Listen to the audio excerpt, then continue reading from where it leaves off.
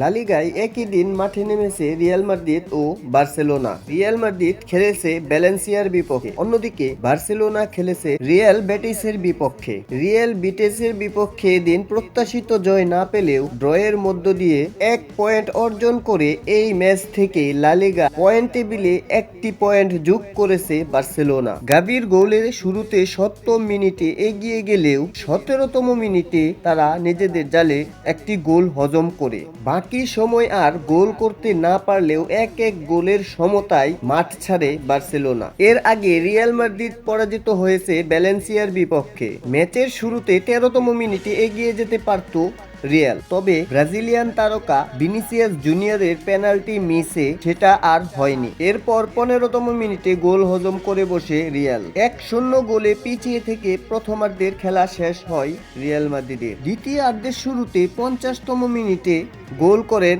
Real Madrid. সেই গোলটি করেছিল ভিনিসিয়াস জুনিয়র। সেই একটি গোলেই রিয়াল মাদ্রিদকে সমতায় ফিরিয়ে আনেন ভিনিসিয়াস জুনিয়র। শেষ টাইমের ইনজুরিতম 5ম মিনিটে আরো একটি গোল হজম করে রিয়াল। মাঝে কোনো গোল করতে না পারায় শেষ পর্যন্ত 2-1 গোলের হারে মাঠ ছাড়ে রিয়াল মাদ্রিদ। নিজেদের মাঠে রিয়াল মাদ্রিদের এই অনাকাঙ্ক্ষিত হারে তাদেরকে লা লিগা পয়েন্ট টেবিলে চির প্রতিদ্বন্দ্বী বার্সেলোনার থেকেও 4 পয়েন্ট পিছিয়ে আছে। তো এরকম নিত্য নতুন খবরাখবর পেতে আমাদের এই চ্যানেলটি সাবস্ক্রাইব করুন এবং পাশে থাকা বেল আইকনটিতে ক্লিক করতে ভুলবেন না। Thank you. আল্লাহ হাফেজ।